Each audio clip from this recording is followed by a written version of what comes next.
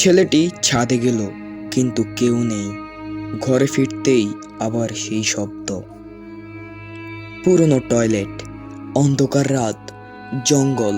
এই রাত সে কখনো ভুলবে না। ট্রাক চালক অজ্ঞান হয়ে পড়ল, কিন্তু ভয় এখনো তার মনে গেঁথে রয়েছে। প্রথম ঘটনা, সেদিন ছিল পূর্ণিমার রাত। রাত প্রায় 3টা বাজে। আমি গভীর মনোযোগ দিয়ে পড়ছিলাম। বাসার সবাই ঘুম। হঠাৎ ছাদ থেকে ধূপ ধূপ শব্দ ভেসে এলো। বিকেল বেলায় আমরা ছাদে খেললে যেমনটি শব্দ হয়, ঠিক তেমনটি। আমি বেশ অবাক হলাম। এত রাতে ছাদে আবার কে খেলছে? কাকু আর আমি একই রুমে থাকি। বেশ কয়েকবার শব্দ হওয়ায় কাকুকে ডাক দিলাম। কাকুর উঠার নামটি নেই, নাক ডেকে ঘুমাচ্ছে। অনেকক্ষণ ডাকাডাকির পরে কোনোরকম মাথা তুলে বললেন, তুই গিয়ে দেখ না। কে? ইঁদুর টিদুর হবে হয়তো, বলে কাকু আবার নাক ডাকতে শুরু করলেন। এদিকে ছাদের শব্দ দৌড়াদৌড়ি পর্যায়ে পৌঁছে গেছে। আমি আশ্চর্য হয়ে লক্ষ্য করলাম, আমার তেমন ভয় করছে না, বরং দেখতে ইচ্ছে করছে এত রাতে ছাদে কে দৌড়াদৌড়ি করছে। আমাদের রান্নাঘরের দেয়ালে মা ছাদের চাবি ঝুলিয়ে রাখেন। আমি ঘর থেকে বের হয়ে ছাদের চাবি নিলাম। আমাদের ফ্ল্যাট থেকে বের হতেই ডান দিক দিয়ে উঠে গেছে ছাদের সিঁড়ি। প্রতি বারান্দায় বাতি জ্বলছে। 3 তলার বারান্দার গুড়ে ছাদের সিঁড়ি। আমি ছাদের সিঁড়িতে উঠার পর আমার কোনো ভয় লাগছিল না। 3 তলা থেকে ছাদের দরজা দেখা যায়, বন্ধ দরজা, তালা দেখা যাচ্ছে। তবে ছাদে শব্দ করছে কে? আমি ছাদের তালা খুলে ফেললাম। চাঁদের আলোয় ছাদ ভেসে যাচ্ছে। ছাদে বড় হলেই সামনে রবিন চাচ্চুদের 4 তলা বাড়ি। রবিন চাচ্চুদের বাসা থেকে আমাদের পুরো ছাদটা দেখা যায়। ছাদের এ মাথা ও মাথা বেশ ভালো করে দেখলাম, কেউ নেই। আমি বেশ অবাক হলাম, তাহলে শব্দ করলো কে? পানির ট্যাঙ্কির উপর দেখলাম, না, কেউ নেই। এবার কিন্তু আমার গা বেশ কেমন ছমছম করছে। আশেপাশের বাড়িগুলোর দিকে বেশ কয়েকবার তাকিয়ে আমি নিচে নেমে এলাম। ঘরে এসে ডক করে 2 গ্লাস পানি খেলাম। এমনিতেই আমি বারবার হিসু পাই বলে রাতের বেলা পানি কম খাই, কিন্তু সেদিন তেষ্টা যেন আর মিটছিল না। 2য় গ্লাস পানি শেষ করার মুহূর্তে আবার ধূপ ধূপ শব্দ ভেসে এলো।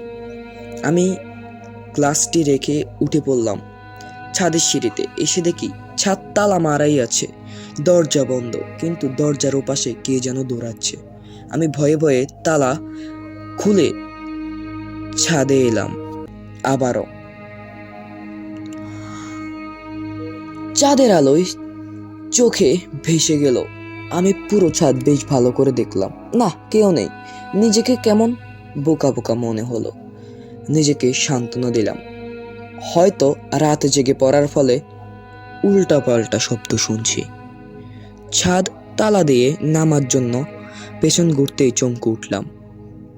হাতের ডান পাশে সিঁড়ির শেষ মাথার ছাদের দেওয়াল ঘেঁষে কে যেন বসে আছে।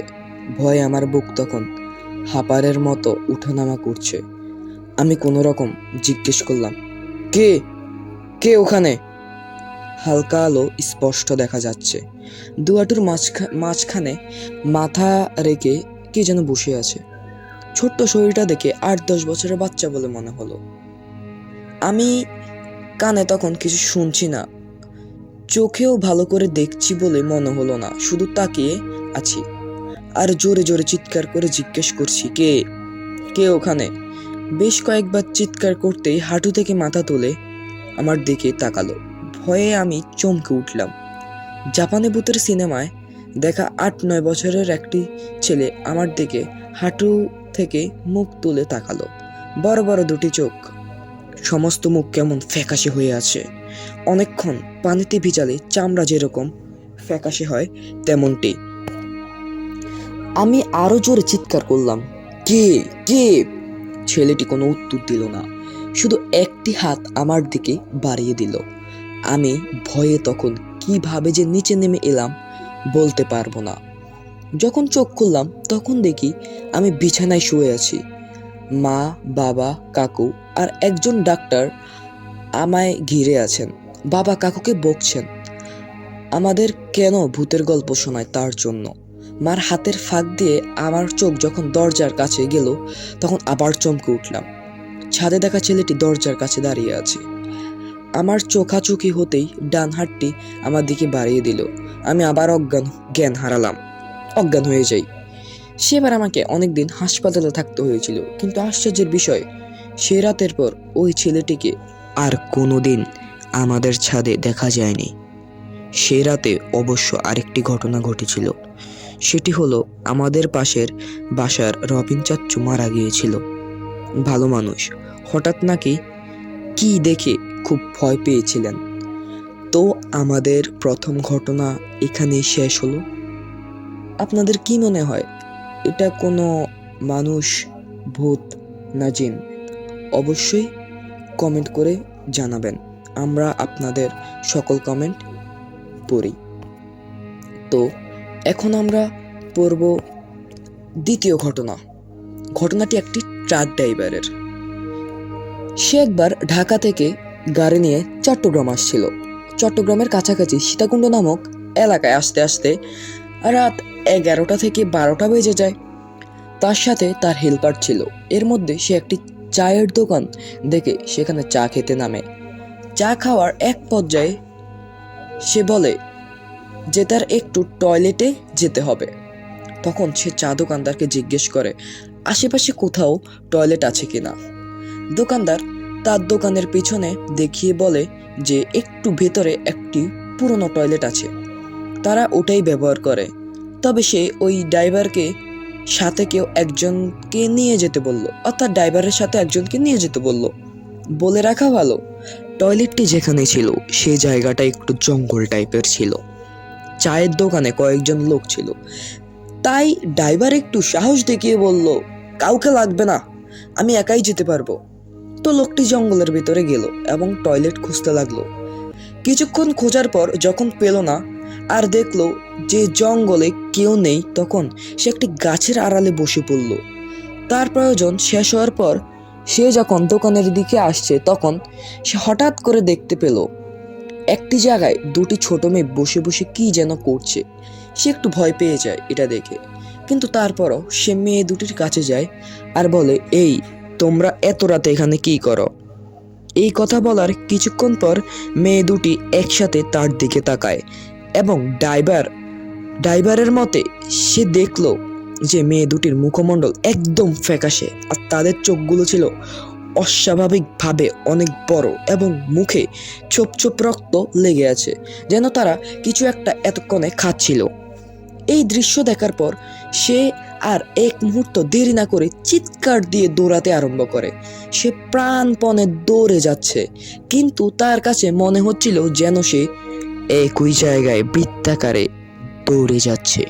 কিছুক্ষণ পর সে এবং দিক ঠিক করার জন্য আশেপাশে তাকায়। হঠাৎ সে দেখলো যে সেই মেয়ে দুইটি তার দিকে দৌড়ে দৌড়ে আসছে। তাদের মুখে এখনো রক্ত মাখা। সে দৌড়াতে আর চিৎকার করতে থাকে, কিন্তু সে কিছুক্ষণ পরে অনুভব করে কে যেন তার পা আগলে ধরেছে। তাকিয়ে দেখে যে তাকে ওই মেয়ে দুটো তাকে ধরে ফেলেছে। সে আর নিজেকে ঠিক রাখতে পারল না। অতিরিক্ত ভয়ের কারণে অজ্ঞান হয়ে পড়ে যায়। সে যখন চোখ খুলে তখন সে নিজেকে আবিষ্কার করে চায়ের দোকানটাতে বেঞ্চিতে শোয়া অবস্থায় এবং তার চারপাশে কিছু মানুষ তাকে দেখছে। সে একটু সুস্থ হয় এবং উঠে বসে। তারপর তার হেল্পার তাকে কি হয়েছে জিজ্ঞেস করে। কি হয়েছে সে সব ঘটনা খুলে বলে। সব শুনে তার হেল্পার এবং দোকানদার বলে যে তুমি যাওয়ার অনেকক্ষণ পর যখন দেখলাম তুমি আসছো না, তখন ভাবলাম যে তোমার চাপ হয়তো বেশি তাই দেরি হচ্ছে, কিন্তু কিছুক্ষণ পর শুনলাম কে যেন জঙ্গলের ভিতর দৌড়াচ্ছে। তো কিছুক্ষণ পর আমরা কয়েকজন ভেতরে যাই এবং তোমাকে টয়লেট হতে অনেক দূরে পড়ে থাকা অবস্থায় পাই, কিন্তু তোমার চিৎকারের আওয়াজ আমরা কেউ শুনিনি। সব শোনার পর দোকানদার বলে যে এই জন্য আমি তোমাকে সাথে করে কাউকে নিয়ে যেতে বলেছি, তুমি আমার কথা শুনোনি।